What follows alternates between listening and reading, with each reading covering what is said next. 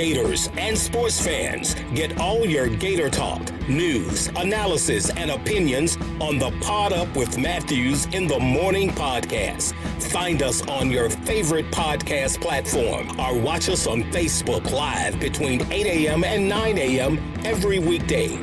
Pod Up, because we are Gator fans. So say it's great to be a Florida Gator. Good morning and welcome to a Tuesday edition of Pod Up with Matthews in the Morning from the Crime Prevention Security System Studios. Large enough to serve you, small enough to care. We got a good show lined up for you today.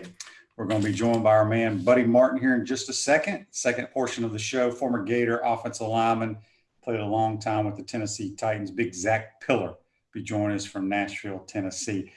But let's go ahead and crank this show up and go to the Titan Tomorrow hotline. And we're joined by good old Buddy Martin from the Buddy Martin Show that you can check out Monday through Friday, or is it Monday through Thursday? I don't know if Buddy's working on Fridays. He may take the day off, but it's about 9 p.m. Eastern.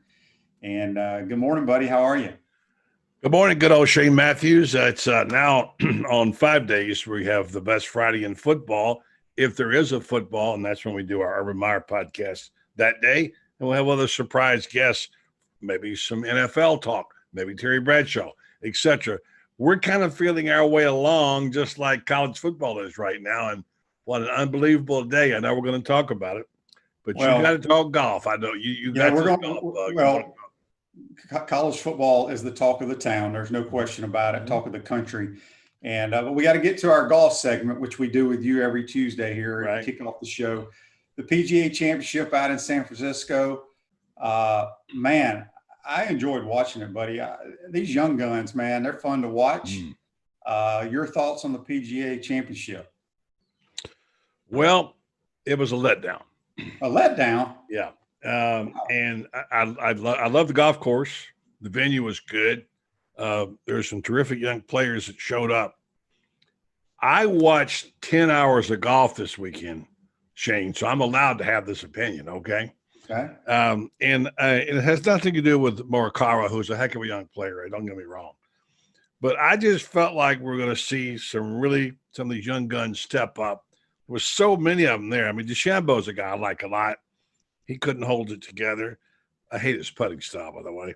And then, then DJ. I thought DJ was going to step up. He couldn't finish. I don't like Paul Casey. That's another story. Jason Day couldn't get it done. And your guy, Schauffele, finished 10th, tied for 10th. So good pick by you. My guys didn't show up. So overall, I had to turn it off. My wife's a good golf fan. Even she said after about 6 hours, let's give it a rest for a few minutes. And we turned it back on. So I will say this. In the pandemic, when the sports are hard to find, if you want to watch golf, you had your opportunities, plenty of it. But one final comment, I'm so ticked off about it. It's my own fault, I'm sure. I'm sick and tired of this. So technology drives me crazy. I told my wife today, I'm pretty hip on technology. I run my own show, whatever. But I don't like it when I sign up for something like I did with ESPN Plus in a package. They have Disney and they have Hulu where I watch movies and stuff sometimes. And then I go to log on to ESPN Plus. I can't find the damn thing anyplace. And I know pretty much about how to do that. So I'm paying for something I can't find. So the technology part of this sometimes is great, but this weekend it kind of set me off. So I was a little bit down over the final finish. All credit to Morikawa for how he played, but my guys didn't play as well as I hoped. Yeah, well, I thought it was phenomenal. I'm going to disagree with you, buddy, because, I mean, different portions of the day on Sunday, you had 6 or 7 guys tied for the lead. And you got to give Morikawa credit. The drive he hit on the par 4 there where he drove the green and made the eagle, that was the difference, or it would have been a closer finish. But these young guns, Cameron Champ, I like him a lot. Scotty Scheffler, I mean, these guys. Like him a lot. The golf is in a good position.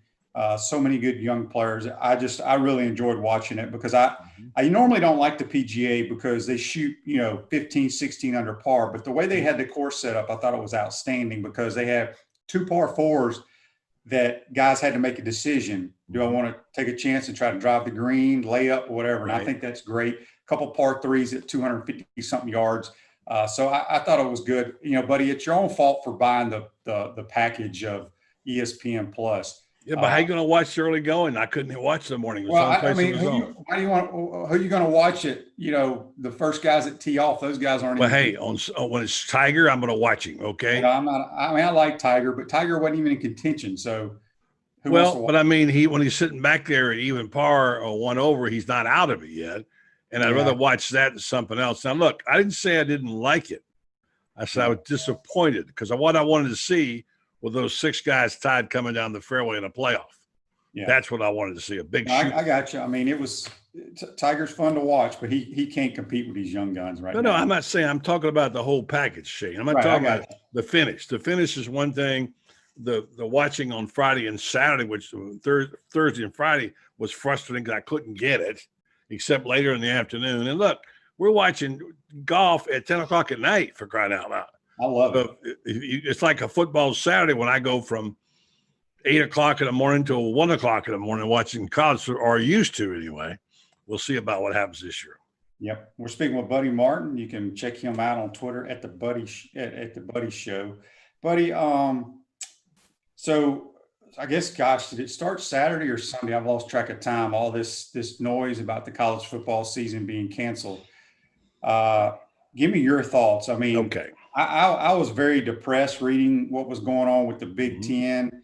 I just feel horrible for these collegiate athletes, but it looks like the SEC is kind of going to wait. I just don't see how the SEC cancels college football. I just don't. I can't see it at all. Agreed. And it started with Friday night when Chris Doering had that little piece of paper like he was on the Oscar show, the envelope, please. And we were all elated at the decision, at least I was. They drew 2 teams that was fair. It wasn't Alabama and Auburn, thankfully. It was Texas A&M, which is the tougher game. And, of course, bringing Felipe home with Arkansas. I was pleased. I thought, what a 10-game schedule this is going to be. And this is going to be good. And I can smell it. I can feel it. I think we're going to have football. Gators are going to play. Here we go. We're feeling good. And we go into the weekend, and it crashed and burned.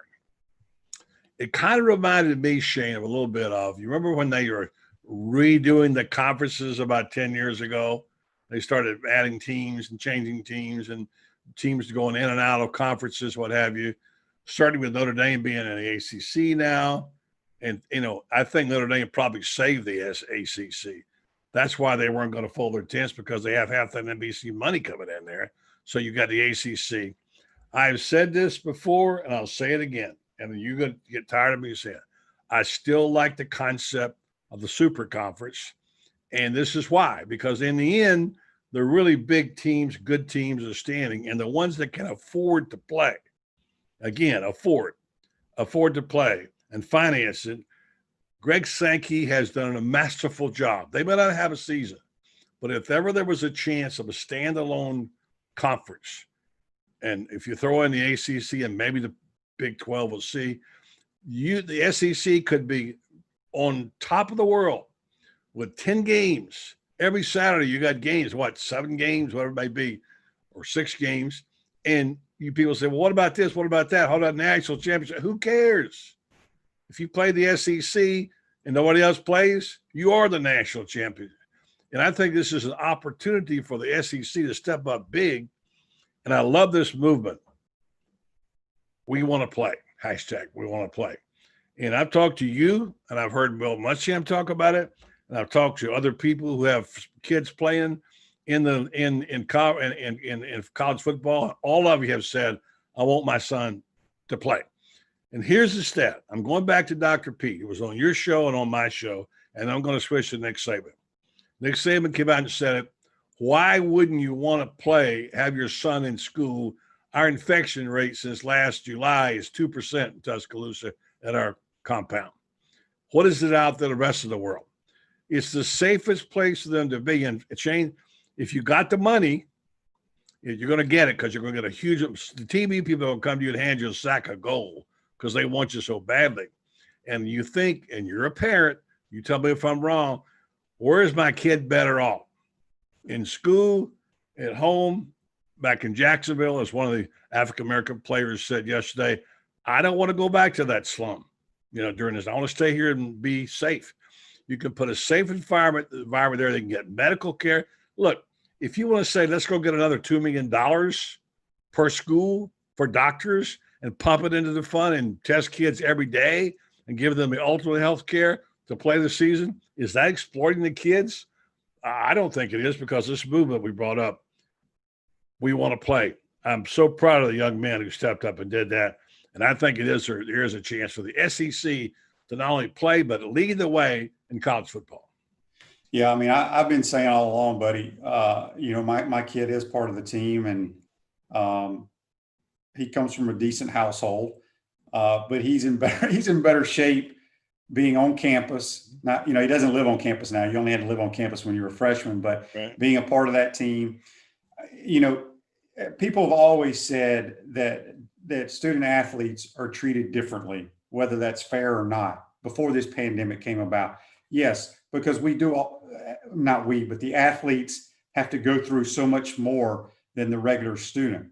Not only they have to go to class, but the hours that they put into their sport, they get better food, better nutrition, better training, all those type of things.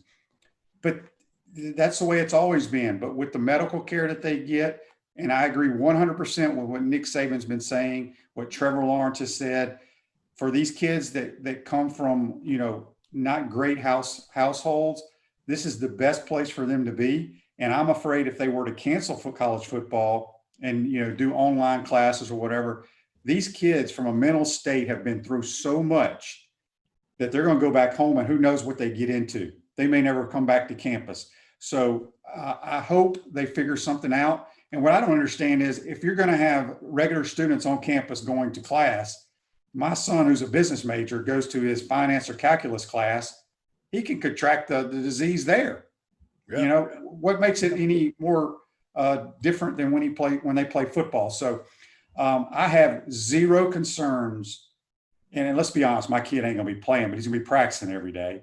I have zero concerns about any athlete at any of these SEC schools that they're not taken care of and in the best place they can possibly be. I agree with you, Shane. And I think beyond that, here's some things to consider. I love the fact that Sankey had the delayed start of the 26th. And as we talked about on my show last night, you don't have to start 26.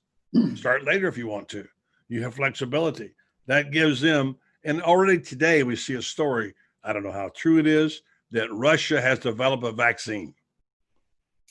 That's how fast it could change. Now, it would take a while to get that out, but I love that they give us hope. I don't want to see these kids exploited. Look, I'm very conservative. I wear a mask. I don't go out of the house. I've been self-quarantined for 5 months tomorrow. So I'm very careful, and I want them to be careful.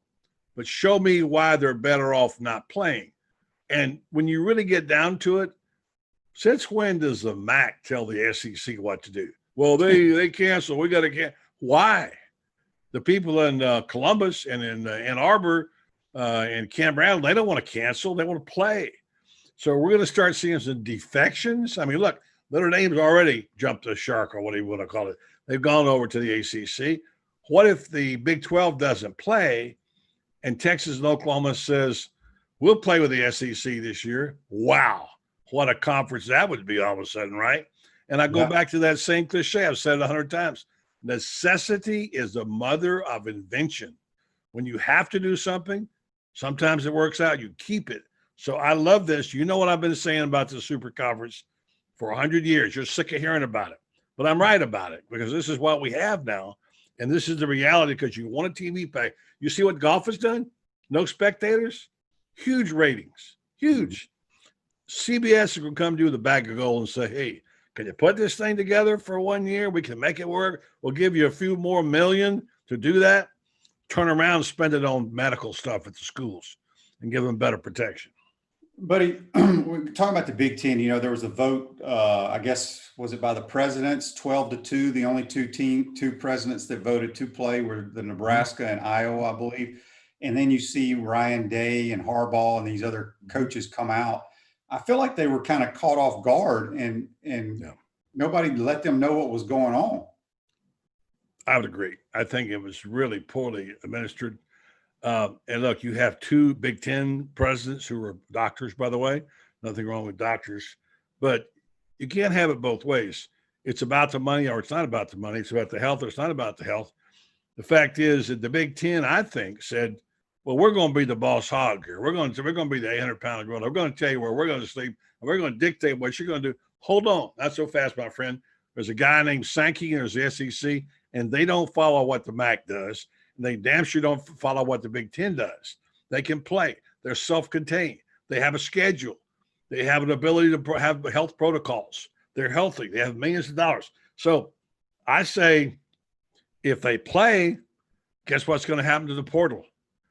You're going to have so many players want to come to play in the SEC. So, think about it for a second. 100 best players are going to come here. Say, hey, I'm going there, unless the NCAA or somebody steps in and says, no, you can't do that. No, it's against you. No, if they're not playing football at my school, I'm coming and I'm going to play. So we're going to see. The big thing that they're hiding behind a bit is, well, they have this new discovery, and I'm not making light of it, that of heart damage for people who had COVID. They suddenly found this. Now, is that the reason, or it's because the MAC suddenly lost 21 paydays? Right. Because they got canceled and they couldn't get the big money from the big schools. What is it going to be? So I'm like this. I'm thinking, hey, let's give it a shot, man. If the doctors say, and I'll go back to Dr. Pete again, the virus is always going to be here. What's an acceptable rate? 2% sounds good to me in Tuscaloosa. Are you willing to live with it? Put them on the field, take good care of them. You want your son to play in that situation? I think you say yes. So who's making the call? Not the players, unfortunately, the presidents. The presidents got to get a more tuned into what's going on. No, I agree 100% with that. And hopefully there's some resolution here where we do play college football, because I think our country needs it. I think these kids need it. I'm worried about the mental state of some of these, the mental health issues from some of these student athletes that's kind of going unnoticed during this pandemic. But Buddy, before we switch gears and talk about a couple other things, your thoughts on what the SEC, obviously Florida got A&M and Arkansas. Poor old Missouri. Missouri gets LSU and Alabama. And then you think about Arkansas. Arkansas's athletic director came out and said that they have the most difficult college football schedule in the history of college football. I have to agree with him. They have the entire SEC West. And then you add the two top teams in the East with Georgia and Florida. I mean, their schedule is brutal. My granddaddy used to say, them's the breaks. That's just how it goes sometimes, Well, it is, but it's just interesting to me that the league office in Birmingham, or wherever they decided to do this selection, that Missouri and Arkansas get the raw end of the deal. And I mean, that Arkansas won't win a game. But you know what they have? Great TV ratings.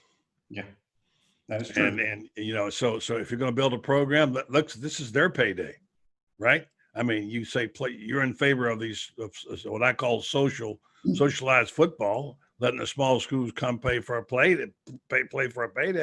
Okay, well, this is a payday. Arkansas is going to have a huge following on its TV network. Okay, so I shed no tears for them. And not only that, I think their coach is right. You never know what might happen. Sometimes the wrong team wins occasionally. What if they knock off somebody like that? Well, they knock off. What if Felipe comes in, has a big game, and beats Florida? It's not likely, because by the way, have you seen what Florida's done in recruiting? They picked up two of the kids from Palmetto, two of them, right? All of a sudden, their portal's going to be running over. This could be a terrific year for Florida and Dan Mullen if they get to play it. So I sure hope they do. So I don't know. Look, it just happens that way sometimes, Shane. You get the short end of the straw. In the end, what do we care if we get football? It'll all work out. Yep. Refresh your vehicle and your brand with a vehicle wrap from WrapSpot. August is your lucky month at WrapSpot. Mention promo code Shane and receive 13% off your vehicle wrap. We're speaking with Buddy Martin here on the Titan MR hotline. We'll be joined by Zach Pillar here shortly. Buddy, I'm sure a lot of our listeners and obviously tons of your listeners did your Gator Bait survey. Want to talk a little bit about that? Yeah, we have not announced it. Make It Happen gave me the results yesterday. We're going to announce it, and I'm going to give you, I just saw it for the first time. We're going to tell you that we're going to deal with percentages because some of the stuff we had technology problems on Survey Monkey. I got a ton of people who wrote me saying I couldn't vote. So we can't officially put them in the results, but I know several hundred people that tried to vote and I know how they voted. But let's suffice to say it's a landslide. Okay. And we'll show you that a little later on, tell you more about it. And then we're going to go to the next phase, which is a group of blue ribbon athletes, Gator African-American athletes of Florida, a committee headed up by our friend, Lauren Meadows, who's a member of our board at Gator Bait, African-American, and Ben Troop are going to co-chair a group of Black athletes. They're going to vet this whole result. They're going to give us their thoughts. Then we're taking that to the board, to what we call a lighthouse builders of 28 guys, no women in it. We can add them if they're available. And then we'll let them have a sort of quote unquote trial. Then it comes back to my court and I got to make the choice. But that's going to take some time, probably a month or more before we actually do all that. The committee hasn't met yet, Ben's committee. So I'm excited about it. And as Ben Troop said, he's for the changing of the name of Gator Bait, but he says, I have no problem with whatever your decision is because I know you're going to do it the right way. So we want to do it the right way. And we don't know what we're going to do. So that happened. So for that reason, we haven't held back on our new store. We got a new store set up, apparel store, which means if you want to buy something that says Gator Bait on it, you might want it may be the same name, or if it's not, it becomes a collector's item. It's the only real official Gator Bait there is. You know, that logo, our logo. So as you see right here. I like that logo too. And we actually had the producer put up your link for your store. So if any of our listeners want to click on that link and browse and t-shirts and hats and visors and any of that good stuff with Buddy's Gator Bait logo. Buddy, how's the podcast with Urban going along? Boy, it's been really fun. It's been really fun. And Urban's been terrific. And we have it going right now. Guess what's happening Friday? For 6 hours, ESPN is going to play Tebow stuff. 6 hours. It's his birthday and they're celebrating it. Let's be honest, you know, it worked for Michael Jordan, right? But the bottom line is that they're going to do it. And I think it's going to be fun. And I've got Urban on this week and all week long, by the way. He's telling Tim Tebow stories. So check it out. Anywhere you get your podcasts. It's Urban Meyer and Buddy Martin podcast, and we talk every week, and we have a new segment on Fridays called The Best Friday in Football with Urban Meyer and Buddy Martin, his podcast, and then the podcast goes up on Apple and what used to be iTunes, etc. Several formats, and we're excited to be with Coach Meyer. He's a good talker and he's a thinker, and he's still Gator, by the way, just so you know. Good deal. Buddy, who you got on your show tonight? Robbie Andrew. All right. And you know, he will help us make sense of this. So, you know, Robbie, he's very conservative. Imagine his brain is spinning out of control trying to figure this out right now. And then we had a guy named Shane Matthews. Yeah. I suspect we'll repeat some of the things we talked about here. And then you're going to come on my show tonight and admit I was right the whole time about the Super Conference. Yeah, you've hit it right on the head, buddy. I have no problem with the Super Conference. I just have problems with high school kids having an opportunity to go play at some of the smaller schools. Well, that's another story, and I agree with you on that. And as I said last night, and I'll close with this, and I'm going over time. Have you watched the show Yellowstone? I have not. I don't have Netflix. No, it's not on Netflix. I thought it was. No, it's on standard television. You got to go look it up. Google it. It's finishing the second year. You are going to love it. Well, I've heard about it. I've heard it's great. And Kevin Costner's great. And watch shows.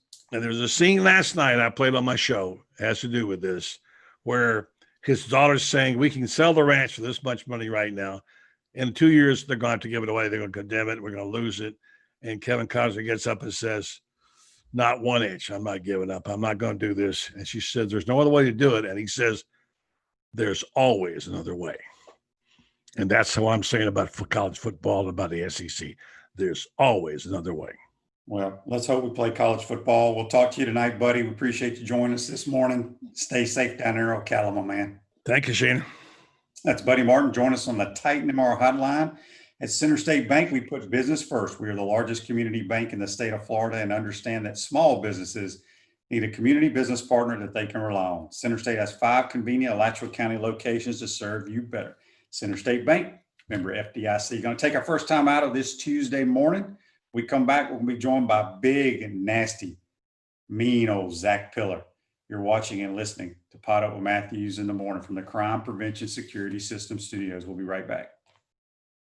Hey Gators, this is Coach Steve Spurrier. Pot Up with Matthews in the morning. We'll be right back after this commercial break. We want to take this moment to thank all our sponsors who keep the show going and pay the bills.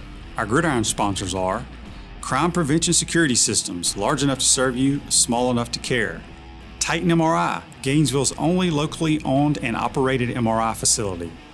Area Rug Masters, your number one choice in Gainesville for all your area rug cleaning services. Meldon Law, where you matter most. Peachland Dental, Gator Nation's first choice for dentistry in Port Charlotte.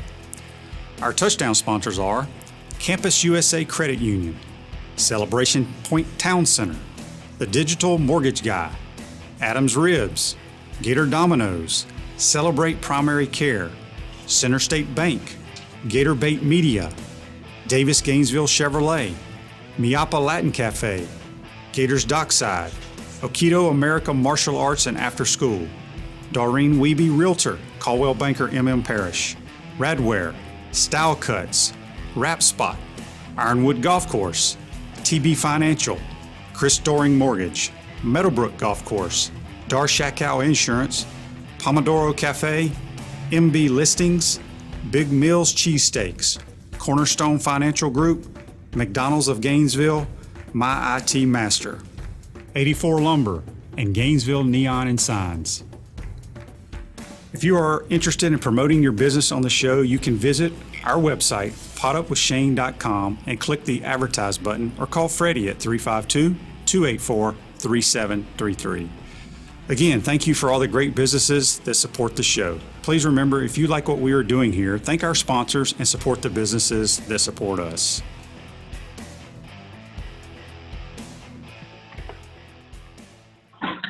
Welcome back to this Tuesday edition of Pot Up with Matthews in the morning from the Crime Prevention Security Systems Studios. Large enough to serve you, small enough to care.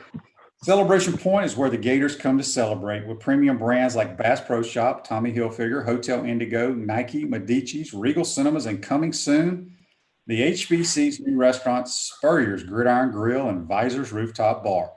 We will see you at Celebration Point where the Gators come to celebrate. I want to thank Buddy Martin for joining us. Now we're going to go back to the Titan MR hotline, joined by big number 69, Zach Pillar. Good morning, Zach. How are you, buddy? Good morning, dude. I'm okay. Just waking up. So. I know you are. You're on that Central Time, which I love Central Time. You're up in Nashville. We appreciate you taking the time to join us. Zach, what I like to do on my show is I like to talk about guys' career. You grew up, I believe, I want to say in Tallahassee, played at Tallahassee Lincoln. Tell me what schools recruited you. You know, initially you went to Georgia Tech. Why did you choose Georgia Tech initially? Yeah, I grew up in St. Pete, Florida, and then moved to Daytona Beach as a kid. And then my dad kept getting fired. So my mom had a job in Tallahassee. We moved to Tallahassee from like 7th grade on. And I didn't start playing football till my sophomore year in high school. I went to Lincoln High School for basketball.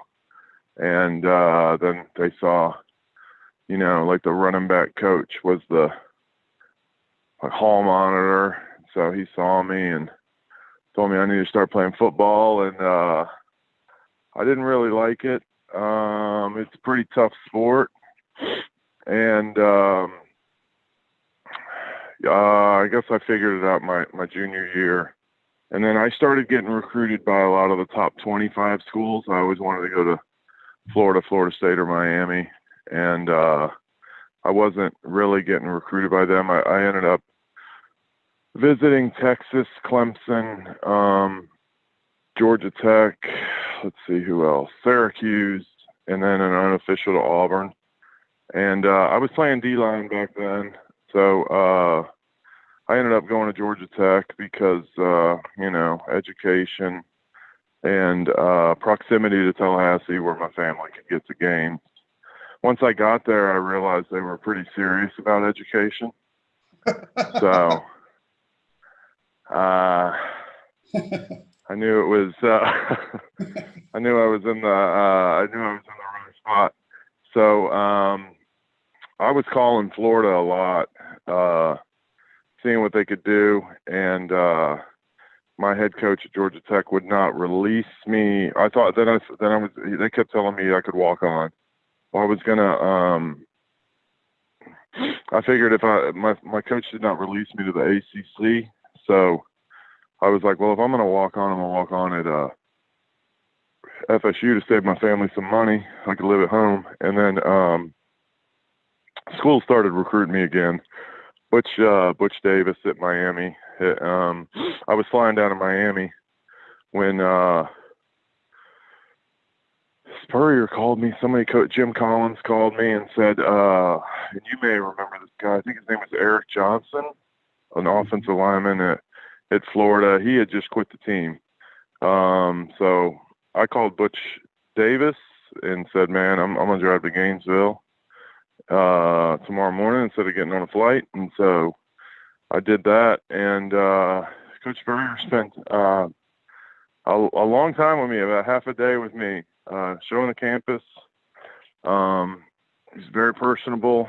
And at the end of the meeting, I was like, well, he looked me over and was like, okay, we're going to offer you a scholarship. And so that was quite a relief. And that's how I ended up at Florida. And I really appreciate the fact that I did. Switched over to offense and was a little bit more successful there. Well, what made them switch you to offense? Offense and defense, I think, are two different things. I think on defense, you have to anticipate versus on offense, I think you have to, in a sense, almost have to react. And it was easier for me to know where to go and who to hit versus kind of having to anticipate who you were supposed to hit. So, it just was one of those things. I think I played as a true freshman at Georgia Tech. I started like 7 games, and so they got pretty good film on me, and I guess they realized I was probably the worst nose guard in the ACC in 1995. So maybe they didn't need that in Gainesville. At Chris Doring Mortgage, they do mortgage lending right, helping home buyers throughout Gainesville and North Central Florida. Call Chris Doring Mortgage today at 352-244-0840. We're speaking with former Gator Zach Pillar on the Titan MR hotline. Zach, talk a little bit about your Gator career. I mean, obviously, you were part of the national championship team. Just talk a little bit about how good that team was. Really good. When I first transferred to Florida, I met Jeff Mitchell, who was the center, and he was a stud, obviously. And he was kind of explaining to me what the expectation was and how, they expected to win every game, which was, kind of new to me coming from Georgia Tech. And that's just sort of how it rolled. I mean, I redshirted, but I had played my true freshman year, so I kind of had a feel for playing in games. But no, it was an incredible experience, and to be able to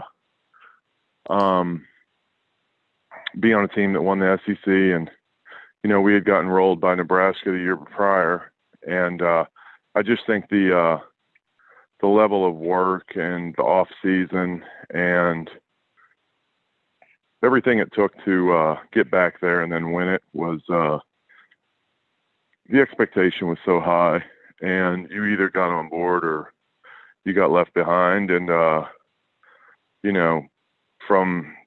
every position, the talent level was incredible, and the expectation was very high, and there was a standard there. And from Ike and Riedel and Jaquez to Fred Taylor to Mo Collins and Donnie Young and Jeff Mitchell and even on D-line we had Javon and Reggie McGrew and Ed Chester, and we had a lot of great players. James Bates at linebacker. I mean, we had Lawrence Wright. We had a Fred Weary. The team was pretty stacked, and quarterback was pretty good. Yeah. Oh, yeah. I forgot about that guy. That guy's name was Danny something or other. Yeah, of course. Danny Werfel was definitely incredible to play with as far as calming. Because I know even the first big game that I started, we had a couple early games in the swamp, which was incredible for me to be playing on a field. And, you don't normally notice the crowd, but I was noticing the crowd like while I was playing. It was it was pretty intense. I can remember it just kind of blocking, but also looking at the crowd at the same time, just like, I can't believe there's this many people here while I'm doing this. And then going to Knoxville, and I think we jumped out to 35-0. And I mean, I was pretty nervous about that game for sure. And to get that big lead was pretty nice, and we held on. And now Danny always was a very calming presence, and then Coach Furrier was obviously very confident. And with that combination, and then you got Ike, Riedel, and Quez, and Terry Jackson, and Fred Taylor. You got a lot of talent there. Just don't want to screw it up. You know what I mean? Yeah. We got a Facebook Live question here brought to you by Melvin Law, where you matter most. Jeff wants to know, Zach, how big were you when you were with the Gators? I mean, I go about 6'5", and I was probably, at one point I was, I got drafted at 330. I mean, I was, 315 to 330, somewhere in that swollen range. It depends on how many chicken wings I had at Purple Porpoise that week. That's so true. So true. Zach, talk a little bit about, obviously after you leave the Gators, you get drafted by the Tennessee Titans. I want to say Javon got drafted the same year, Javon Curse. Talk a little bit. Yeah, he was a first-round pick. Sorry. Yeah, he was first round. I think you were third or fourth round. Just talk a little bit about it. Was there a huge adjustment for you being an offensive lineman, going from playing in the SEC, which is top-notch talent, but it's still a huge adjustment, isn't it, going to the NFL? Yeah, Javon was drafted in the first round. I was drafted in the third round, and that was quite a relief to have a teammate there. I mean, we lived in the same apartment complex our rookie years and stayed pretty close together. As a matter of fact, he lives down in South Florida, but he was up here a week ago when we were hanging out. So we've been friends since we were 19, and remain friends. And I'm 44 now, so he was a huge part of keeping me sane in the NFL. I had a huge adjustment. I moved from tackle. I played tackle in college, and then I moved to guard. And they had we had an offensive lineman named Bruce Matthews for the Titans / Oilers, and he played 19 years, 14 Pro Bowls, and is in the Hall of Fame. And it was really difficult for me to not play. I only dressed 8 games, and you have 53 guys on a roster and only 45 dress on Sundays. And I only dressed for 8 games, and that was really hard for me, but I wasn't ready my rookie year. And so I ended up, working really hard in the off season. The game slowed down for me, and they ended up moving Bruce to center, and then I was able to get in the mix. So I ended up playing 8 years for the Titans. I blew my bicep out and blew my ankle out, and got cut. And I signed with Detroit. I think you either retire or sign with Detroit. So I ended up signing with Detroit. and I lasted about 45 minutes there. You know, Shane, about union rules. Well, they weren't really sticking to the union rules, and I woke up one morning and realized I was in Detroit. So all I had to do was go mention union rules to the head coach, and I knew I'd get cut. So I got cut that next day, and then I re-signed with the Giants and made the team. And then Michael Strahan came out of retirement, and Coach Coughlin had to let me go for a cap cut. So I was trying to write a book, Why I Hate Michael Strahan, and he doesn't even know me. So.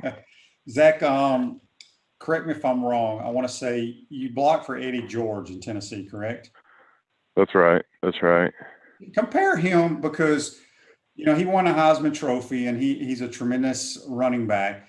But, you know, you also blocked for Fred Taylor, who went and played for the Jaguars. And, you know, a lot of people think Fred should be in the NFL Hall of Fame because of the yardage he had, the success he had, but he played for the Jaguars, so he gets no love when it comes time for people to vote. Compare those two guys. You know, they're similar in the fact that they're both incredible running backs. I kind of agree with, if people think that because he played for the Jags, he's not in the Hall of Fame. I mean, I kind of agree with that. I mean, you know that big market franchises, you know, they're on TV more and they're supposed to be nationally loved. And even when it comes to Pro Bowls and stuff like that, Eddie, I just saw him the other day. He's much bigger. Like he probably goes about 6'3", 240. And Fred T, I don't know, maybe 6 foot. You know, Fred would still run you over. They were kind of similar running backs. I mean, they both could catch out of the backfield, and if you just handed them the ball 25 times a game, you were probably going to get over, you know, 150 yards. So Eddie carried us in the NFL for a lot of years. And Fred T did that in Gainesville for us when Coach Spurrier didn't feel like throwing the ball. And he obviously had crazy success in the NFL. So they're both incredible running backs, incredible people.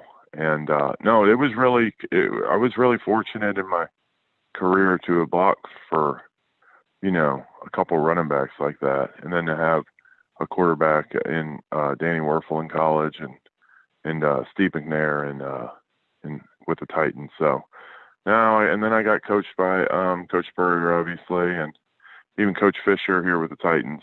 He was a really great coach, and my offensive line coach at Gainesville was Jimmy Ray Stevens, and he was a really good coach. He was very knowledgeable, always had us prepared. You know, had to deal with us being 19 to 21 years old, so that kind of frustrated him every once in a while. But he was a good coach. He was very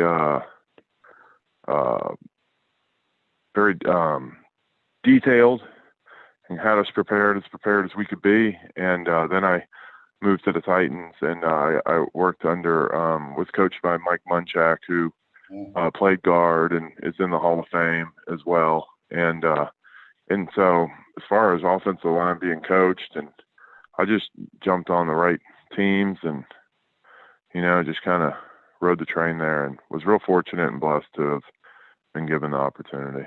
Took advantage of it. We're speaking with Zach Pillar on the Titan MR Hotline. A few more minutes with Zach. Zach, as you mentioned, you played for a Heisman Trophy winner.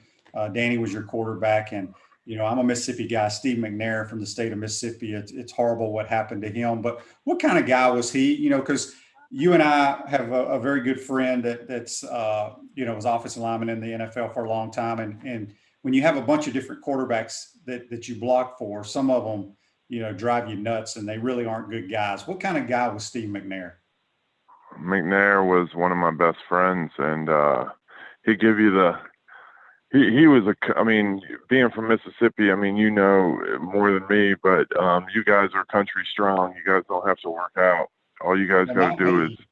I'm definitely not. Well, you never know, man. You might be country strong. That's why you're so, that's why you're not weight strong. You know what I'm saying? Maybe you can't lift the weights, but you got the Mississippi mindset. I don't know, man. McNair was a warrior beyond anything. I think, you're talking about Hall of Fame. That guy should be in the Hall of Fame. And, it's tragic. I actually just talked to his wife or texted with her yesterday. I stay pretty much in touch with the family to this day. But he was a guy that very chill, would get intense when he needed to be, but just carried the team on his back. Whether he was hurt or not, he didn't care. And he just went out there and laid it on the line. And, football is a very violent sport. And, you need a reason to be inspired to go run through that wall. And Steve McNair was definitely a reason why you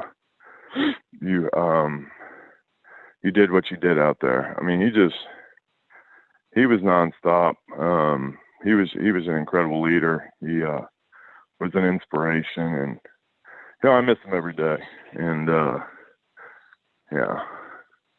So Zach, as you said, it's an intense sport, very violent sport. How's the body for Zach Pillar with all those injuries you had and playing in the trenches in the National Football League? How's that body feeling these days when you roll out of bed? When I got a first grader, a 6-year-old named Axel, and normally I get woken up by getting called tag, you're it. We start the game of tag real early, and I'm supposed to get up and go tag him. And half the time my legs are still laying in bed when I get up. So it just depends on the day. No, it doesn't. I'm 44 now, and I just started. Over the last few years, but boy, I just started feeling like what I used to hear about, where guys would really, really not feel great in the morning. Yeah, now I understand what that means.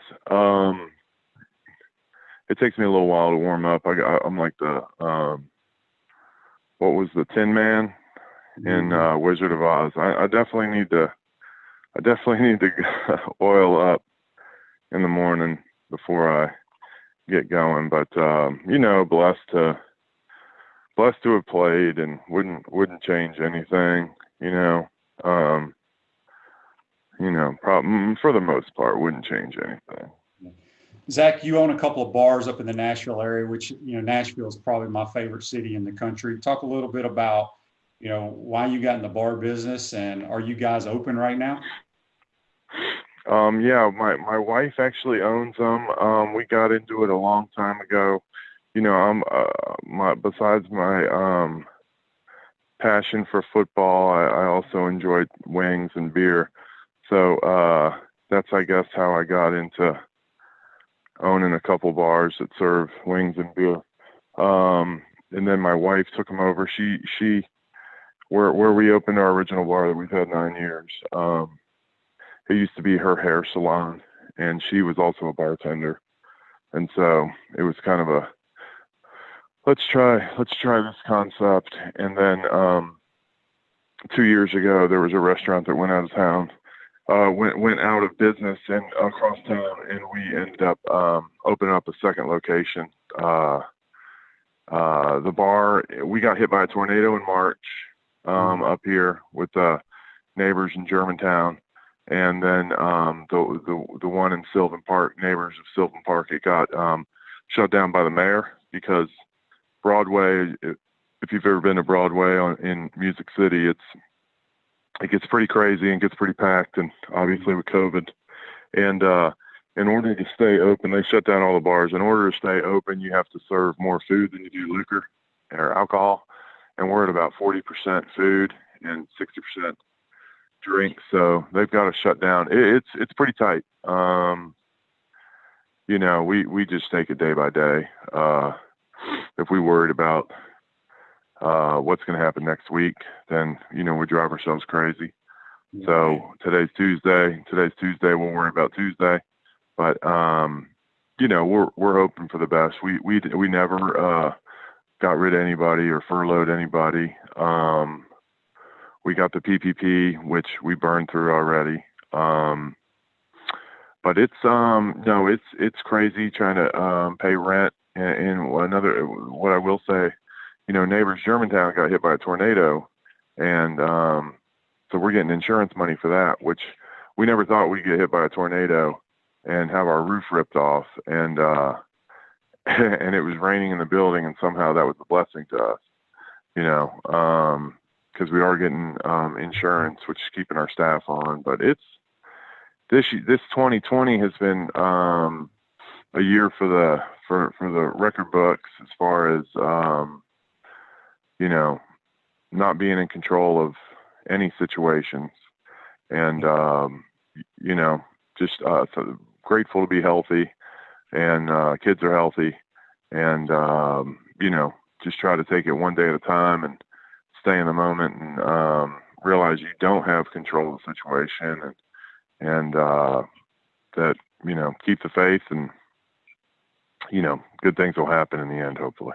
Yep. Last thing for you, Zach, I asked all the players that played for the head ball coach, and I know you got some good stories. You got a story you can tell us before we let you go? Yeah, I got a bunch of Spurrier stories. I got a lot that I can't tell just because I don't know if Coach Spurrier would ever want to be promoted in any of these ways, meaning nothing bad, but there's a lot of crazy stuff. I remember Coach Spurrier used to go into our dining hall. That was Jan Hall, I think was the name of the dining hall. We had an offensive lineman named Pat Browning. He was kind of like Dewey Oxberger in Stripes. He had a little bit of a weight problem. So when we would all roll in, you could eat what you wanted. There was a all you could eat situation there, whatever it may be. Well, when Pat rolled in, it didn't work like that. The lady would grab a plate of with a radish on it and maybe a piece of lettuce and hand it to him. Well, it was chicken finger day, and my man Pat really wanted some chicken tenders, and he was pretty upset that he couldn't get any.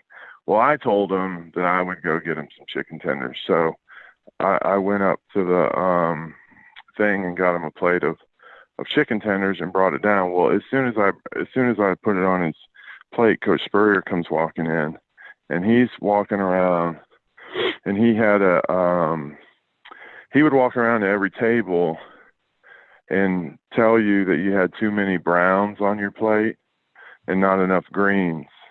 And he would say, you got too many browns on your plate, and you need to have more greens. You want to be fat all your life? Or you want to be skinny like me? So Pat saw him coming, and Pat's throwing a bunch of chicken tenders in his pockets of his shorts. And Coach Spurrier gets over to our table, and he's telling me that I'm fat, and whoever else was around there, we got too many browns on our plate. And he looks at Pat's plate, and he's like, "Patrick, all right, looks like you're finally gaining some self-control." And Pat was like, "All right, Coach, yeah, man, I'm good here. I'm full." And he gets up, and he started walking out, and he just had more chicken grease in his pockets from those chicken tenders, and we were just dying. We were dying. I mean, Coach Spurrier, he's one of the most unique individuals. I mean, talk about improv. He could kill it. I used to sit behind him on the bus on purpose just to listen. I mean, just to listen when we would go to the Holiday Inn or come from the airport. I would just sit right behind him.